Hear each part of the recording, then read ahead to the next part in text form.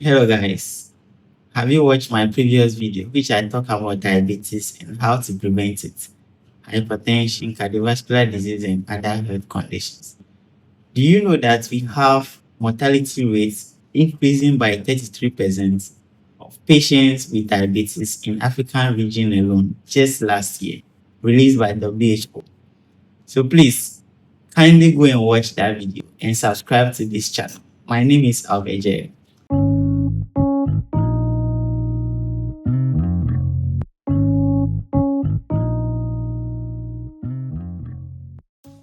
Now, welcome to this new video. In this new episode, I'll be talking about how sugar contributes to the rise in cholesterol level in our bloodstream. Now, do you know that the sugar we consume every day is also a precursor for the production of cholesterol? Now, let's first talk about cholesterol. What is cholesterol? Cholesterol is a steroid made up of 4 fused rings. These rings are in the fashion 6-6-6-5 rings. Cholesterol is primarily produced in the liver and it can be made from fats, proteins, and carbohydrates. Cholesterol in our body has good and bad. An average healthy human being of 70 kilograms produces about 1,000 milligrams of cholesterol a day from the liver. That is 1 gram of cholesterol in the liver. And we can also obtain cholesterol from the diet we consume, about 200 to 300 milligrams of cholesterol a day obtained from diets. Now, let's talk about the good side of cholesterol. Cholesterol is very essential in our body because it is essential component of our cell membrane. It's also a precursor of some biomolecules like bile salts. Bile salt produced in the liver and stored in the gallbladder helps in digesting fats in our intestines. Now, it's also precursor of several hormones like progesterone, which is a precursor of our sex hormones or human sex hormones. It's also a precursor of vitamin D, which we produce in our system. Now, let's talk about bad cholesterol. Bad cholesterol is really bad because it's not able to be transported in our blood system or in our bloodstream because bad cholesterol like LDL or low density lipoprotein has higher quantity of cholesterol attached to proteins in the system. So it's insoluble in our bloodstream. So we cannot transport it very well in our bloodstream, hereby blocking our arteries and creating problems like hypertension, cardiovascular diseases.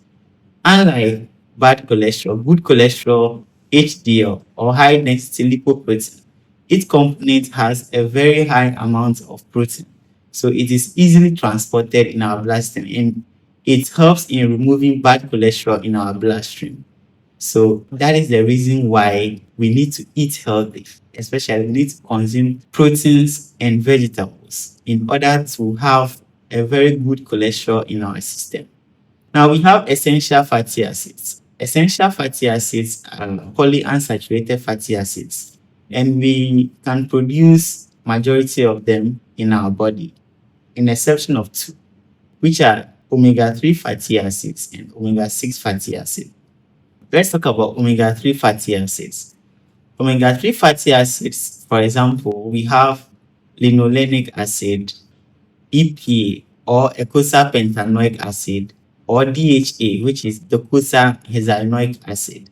We can obtain this from fish and vegetables. So that means that these fatty acids are essential because we can only obtain them from that, and our system cannot produce them. And also omega-6 fatty acid, which we have linoleic acid and arachidonic acid. This can also be obtained from plant seeds that we consume. Let's talk about how carbohydrate raises blood cholesterol. When we digest carbohydrates after consumption, we make glucose, which is a single unit molecule. This glucose is also broken down in our system, and somehow the end product gets to acetyl-CoA. Acetyl-CoA helps in synthesis of fatty acids. Now, when you have a lot of glucose in your system, you produce insulin in order to use up this glucose by the cells. So insulin is a hormone produced by the beta cells in the pancreas that helps in using glucose in the system. Now, when you produce insulin to the extent that your cells become resistant to insulin, that means you have enough insulin in your system, but your body is not responding to it. So insulin levels are up and your glucose levels are up.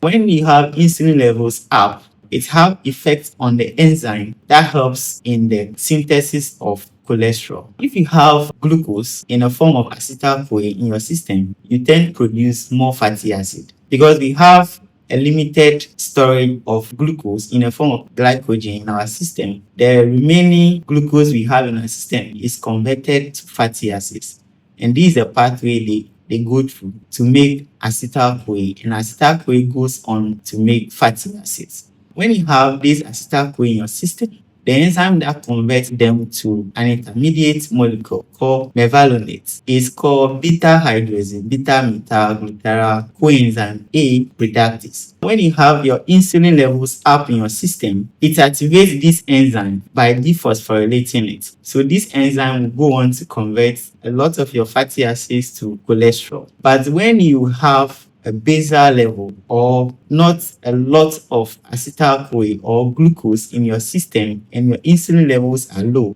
you produce glucagon, which is the hormone that phosphorylates this enzyme called HMG-CoA reductase, which I mentioned the full name earlier.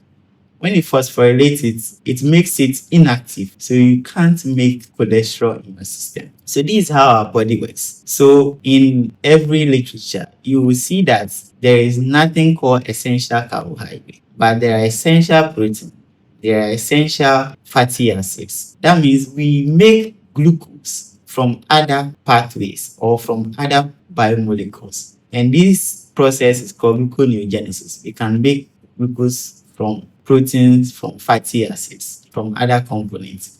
So we don't actually need to depend on carbohydrates to survive.